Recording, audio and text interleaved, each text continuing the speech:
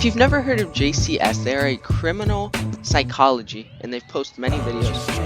They haven't posted it in a year. Infused with nourishing serum Just and let you almond know. oil. But this essentially enriched lotion. rumor has it this guy just Sitting in a principal's throws office, himself perhaps under the bus. I watched a little bit. So let's see. So he's in here. She walks in. Alright. Did you say you did want water, didn't you? It's okay. Yeah, you're in the water, right? I think it's just Okay. Let's just go. They're talking. Staring at each other. Little weird, but okay, I'll allow it. I didn't. Not even an hour. There's no way I didn't do it. No way.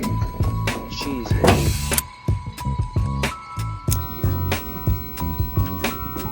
And they just sit in silence.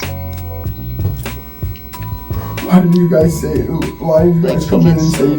Alright, so Virginia. She is captured in this photograph playing in the second to last game of the season, clearly aware of the obstacles that lie in front of her, yet continuing to move forward, which is the circumstantial detail that turned this picture into a symbol for the globally recognized organization that would be founded in her memory. This would be the last photograph taken that day, capturing Yeardley's last embrace with her head coach Julie Myers. Both were unaware this exact moment would soon be on the national front pages.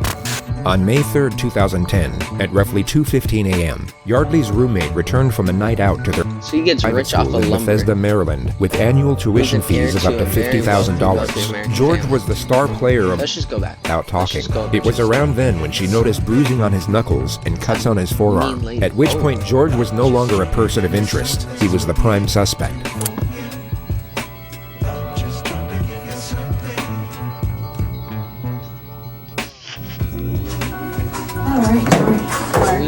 We know all this.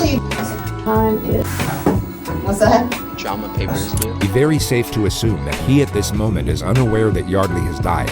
He seems to believe that he's in as much trouble as he would be sitting in a principal's office, perhaps for getting in a fight at class or on the lacrosse field, and the sooner he provides a sanitized version of the truth, the sooner he'll get to go home. This of course ties in perfectly with the interrogator's opening strategy, which we've labeled warmth for the sake of this video. She will downplay the severity of his situation to a considerable degree, while maintaining a friendly temperament with a sympathetic undertone. She needs the suspect to feel safe and secure for the time being, as the less cautious he is, the more information he's likely to give away. Then as soon as he locks himself into one particular storyline, the pressure can commence, which often leads to a suspect being laden with panic and contradictions. Before we ask you any questions, you must understand your rights. You have the right to remain silent. Anything you say can be used against you in court. You have the right to talk to a lawyer before questioning and have one present during questioning.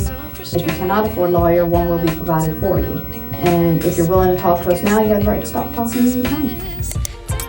George has two options here. Option 1 is to remain silent, then allow his father to get him the most expensive attorneys in the country. He would then have years to examine the evidence, evaluate the many options available, and then construct the most self-preserving storyline with world-renowned experts in criminal defense before they present it to a jury.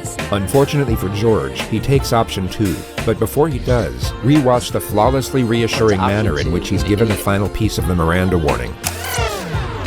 And if you're willing to talk to us now, you have the right to stop talking anytime.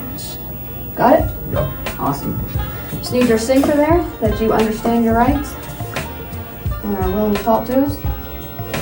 And the time now is 7:53. What's supposed to?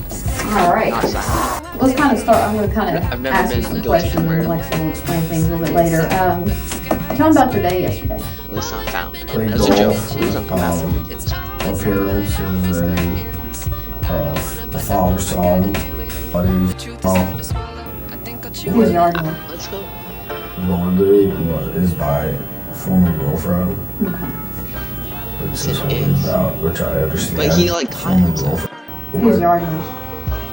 Yeardley is my former girlfriend, Okay. which is what it's about, which I understand. But George has now initiated the investigative subject matter himself. It's the perfect opening scenario for the interrogator because she's given nothing away, making it more likely for him to reveal details that will contradict the evidence. when I went over to talk to Yeardley, I like was like Yeardley, and she was like already like totally freaked out because of what she did this past, like, a few days ago, and we haven't talked since, and I was just gonna go talk to her. Yardley slept with another lacrosse player from North Carolina the week before, which is what he just referred to. And she's take already that? like, oh, like, freaking out. Like, you know, you can't go, you can't leave. And I was like, I'm like, just trying to talk to you. The investigation team obviously had no way of knowing this, and George has now confessed to the crime of second-degree bozo. trespass. More importantly, however, he's just confessed to initiating the supposed confrontation. He now can't say that he was somehow tricked or misled into that situation. He knowingly stepped into it, and the critical fact he can actually recognize and remember this will be used against him repeatedly in the future. And, like, she, like, started being, like, Can't feel bad for her. like, getting, like, all, like, you know, like, really, like, defensive. She was already, like, on the defensive edge. And, like, I was like, listen, I'm not here to, like, I'm just here to talk to you. And she, like, got all, like, sat up, like, her bed's against the wall, like, if it was in this corner. She was, like, up against the wall, and I was like, we were sitting there talking, and, like, she started being, like, you know, like, getting, like, all, like, aggressive after this, and so I was like, all right, like, chill out, like, and shook her a little bit. So just to recount what George said over the last 47 seconds, Yeardley was defensive. While being in a defensive state, she backed up against the wall. She then became aggressive. George's response to this supposed aggression was to initiate physical contact. Oh wow, She you shook started her. being, like freaking out, and I was like, listen, like, sort of like, being like, no, like, hitting her head, like, stop, like, she was in the corner, I was sitting on the bed, I was like, oh. And so I was like, She started being like, thought, and subtly modified the detail. and she started being like freaking out, and I was like, listen. And she started being like freaking out. He goes from illustrating Yeardley hitting the wall to, as he states, freaking out. And He seems to realize mid-sentence this isn't the best way to explain her injuries, so he changes the detail to buy himself time. she started being like freaking out, and I was like, listen, I'm not like here to do anything, I'm here to talk to you. He carefully shifts the topic from Yeardley to himself and keeps it there for 8 seconds before attempting to re-explain what occurred in a more self-preserving manner. And she was like, and like sort of like, no, like hitting her head, like. No jury on the planet will believe that Yeardley was voluntarily slamming her head against the wall with enough force to cause fatal brain damage.